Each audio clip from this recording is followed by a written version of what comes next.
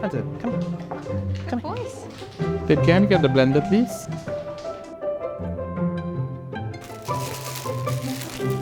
And don't forget the link.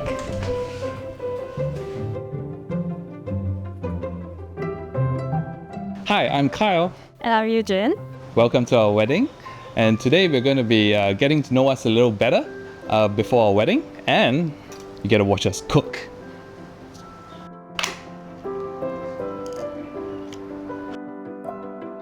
So we met as colleagues at a startup company that we were working at back in 2018. Our then boss announced at that time that she was hiring someone new for the company. We were all very excited for the extra manpower and also for a new face. She brought him around to show the office and kind of do a brief introduction for everybody. And that's how we first met. When I first met her, she was just this really serious, no-nonsense person. But she was very intriguing and quite cute. So I did want to get to know her a little better. So I just tried to explore different pathways because I figured small talk just won't cut it for her. I observed she liked coffee. I definitely do. I wasn't much of a coffee drinker, but it was a great getaway and an excuse to get away from the rest of the team. Just to have a one-on-one sessions, just to get to know her a little better. He was asking me out to coffee almost every 3 to 4 hours at work. So that was kind of weird, but I mean, I wouldn't say no to coffee. So that really worked. It worked. The next was food. Eugene brought really healthy snacks like celery. I wasn't so into that, and I still do love celery. I had my roast beef sandwiches, and one day I offered her a bite, and her face sort of lit up a bit. Since then, we put in some extra effort to prepare additional snacks, additional sandwiches, and then that's my second pathway, food. Before we knew it, we were staying back late, having dinners together. Our conversations delved deeper, and then before I knew it, she asked me out. So when I first saw him, I remember thinking that he was a thick boy with 2 C's. He had a really thick arms, and I remember that being my first impression of Kyle. But otherwise, I didn't think much of him at first. It was only after working with him for a few months that I started to notice the other sides of Kyle, which were that he was very confident and charismatic at work. He would present really confidently, is able to speak up, and do public speaking really well. And I think that was really charming for me because I'm not a good public speaker, in my opinion. And I think looking back, I think that was when I first started to kind of develop feelings for him. She was a very serious person that had absolutely no hesitation to cut through any incompetencies and dead weight. That sounds really She scary. was very cutthroat and very scary. This worried me a little, and despite us having like continuous coffee sessions and like her showing me a different side, I was secretly hoping that, she'll just soften up to me over time. So, one quirky fact about Kyle, in my opinion, is that his zodiac sign perfectly matches who he is. So, in our Korean side of the family, we very admirably call him the nighttime cow. And that's because according to the Korean zodiac, he is a cow born in the nighttime.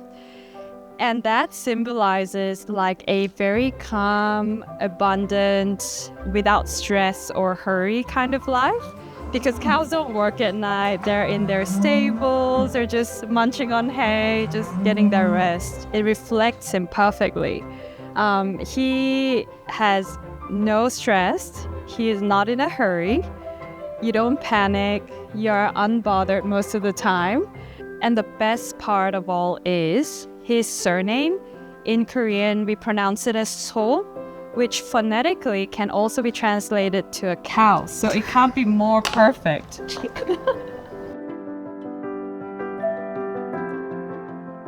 She has a superpower to pick the worst possible drink on the menu. So there was a pretty long streak where she just tried all these weird and wonderful drinks, and the one that stands out with me the most is she ordered this cinnamon drink that reminded her of Christmas, and she was so excited. And when they finally served it, it was basically a latte with like an entire bottle of cinnamon. Absolutely horrendous. After pointing out so many times, she stuck to coffee and ordering iced Americanos and cappuccinos just to play it safe. But once in a while, it does reappear, this innate superpower of Eugene.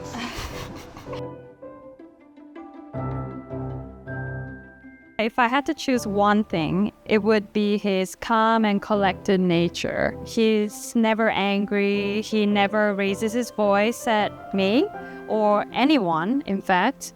And even when he's playing video games, I've not seen him shout at anyone during his video games, which is... I'm pretty sure I'm screaming all the time because I can't even hear myself sometimes. So it's like... I don't think he's angry at all. So... Maybe I'm not angry, just loud. Okay, fine. But yeah, his this calmness really helps to ground me, especially when I'm feeling really overwhelmed or unsettled, which is most of the time anyways. Her pure intent. So something that became very apparent to me really quickly is how she is always putting us first. It's never it's all you or it's all about me. It's always an us. Everything that we go through is our success or our failure. Whatever it is, I know that she's always there to support me regardless of anything. And her fierce loyalty is just a true testament to the fact that she is always someone that I can rely on, regardless of anything.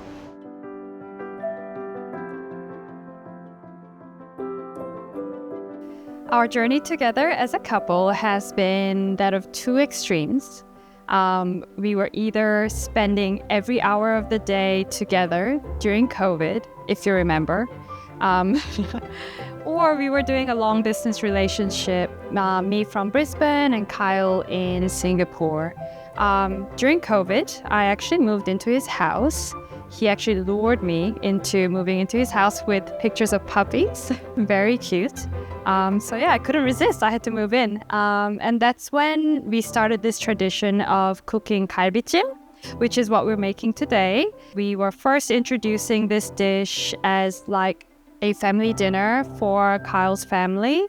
I remember panicking a little bit because when we first served it, nobody said a thing. And I was like, oh, nobody likes this dish anymore. And then next weekend, we saw the ingredients to galbijjim again on the table. And that was kind of like a weirdly, loving and weird... Subtle hint from picky eaters. I know.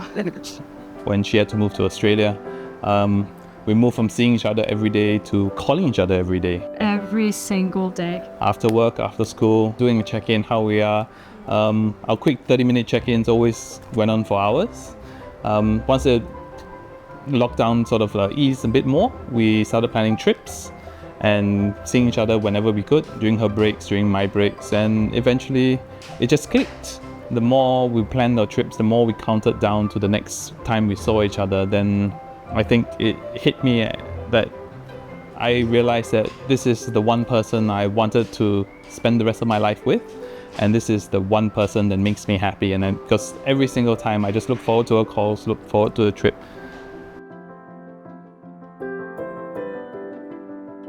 Our solemnization. It was a very last minute thing too. So we planned to do our solemnization in Singapore with his family. Right here on the exact spot, we set up and decorated our porch with flowers, and we rented some Tiffany chairs. We set that up, and it's actually his parents and his siblings all helped to kind of organize this celebration. We had our solemnization ceremony here with Kyle's dad being the officiant, Kyle's mom being the witness, and some of my friends being like a guest and another witness for us for the ceremony. And it was very special because it was very intimate. We had people that we loved. And it wasn't extravagant, and it just felt like us. When I went to Korea to meet Eugene's family for the first time, I knew how important it was for me to have a very strong and good relationship with her parents. And it's something that was really daunting to me, not because I was afraid they were mean people, but it's the language barrier. Their English wasn't that great. My Korean was non-existent. When I first got there, they were so welcoming, they were so open, they were so loving. It was absolutely magical for me. All my fears suddenly melted away. They've planned end-to-end trips. We were just going from food place to adventure to sightseeing. And I've had the privilege of meeting all her family at once. It was just really a really jam-packed, magical trip, and really something that I'm definitely not going to forget.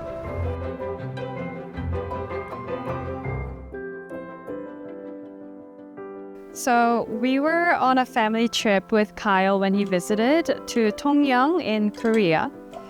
We stayed at this seaside resort, which was surrounded by the sea in the front and then a mountain to the back. And then the next morning, Kyle actually asked me to go on a morning walk, which on a hindsight, the weirdest thing, because first, he's not a morning person, and second, he's not a walk person. So thinking back, it's so weird. But at that time, I was like, oh yeah, that sounds like a nice idea, because they had a really nice walkway.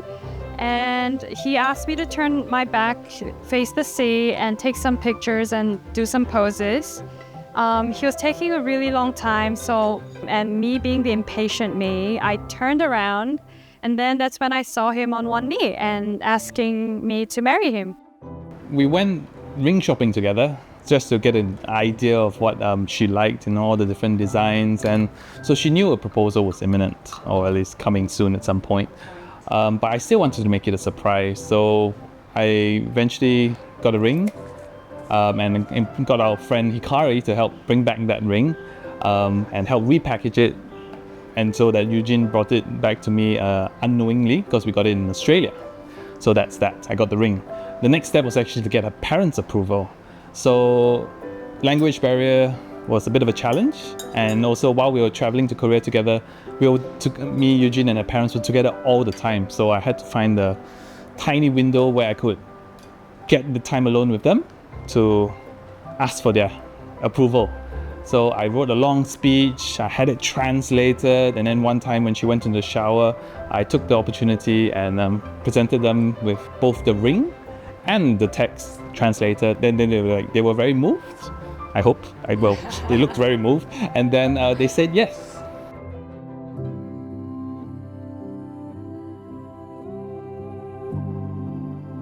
Dear Eugene, on 14th June, it'll be 2,476 days since I first met you. Sometimes it feels just like yesterday, and other times it feels like I've known you my whole life. Looking back at everything we've been through, it's really incredible how much we've built together in what really hasn't been a very long time. We've grown as individuals, and we've grown as a team. And somehow, no matter in what phase we are in life, we always find a way to find each other again. You've been my partner in every sense, someone who celebrated my highs, and especially someone who's been beside me through my lows. You've challenged me, supported me, and most of all, you remind me every day of what it means to be truly loved and to love. As we step into this next chapter, my promise to you is simple. I will continue to choose you every single day, not just when things are easy, but especially when things are not. I will continue to protect what we've built and nurture the life we're about to create together.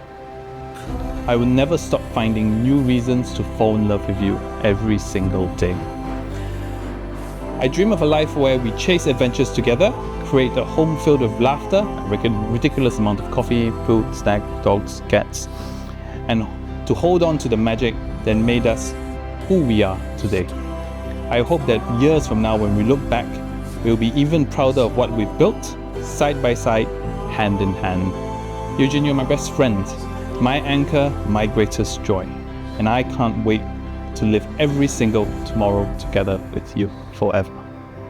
My love, In just a few moments, I'll be walking toward you to the beginning of our forever. And before everything begins, I just wanted to say this to you, heart to heart. I know marriage is made up of a million small moments, and I want you to know I promise to be your advocate in this life. I'll speak up when you're too shy and carry the weight when you need someone to lean on. Like when your food's not quite right, even if you say it's okay, I'll be the one to speak up for you. When you're quietly hoping for pineapples on your pizza or burger, but don't feel like asking, I'll get it added without you needing to say a word. And even if a glass of Coke is outrageously overpriced, you'll still find one in front of you, because I know it makes you happy. If it matters to you, even just a little, then it matters to me. And I'll keep showing up for you in all the quiet ways again and again. And I know it sounds a little strange, but when I read about that old couple who left the world together in one of those futuristic sarcopods, I didn't feel afraid. I felt comforted. Because the idea of spending every last breath with you feels like the kindest ending I could hope for. Not that I'm in any rush, we still have years of shared fries, silly jokes, slow mornings, and growing old together. But when the time comes, if I get to do this whole life beside you, start to finish, I'll be so thankful. So here I am, just moments before I become your wife, and I've never been more sure or more full of love. I can't wait to build this life with you, to walk through every season together with gentleness, laughter, and unwavering love, and to keep choosing you always.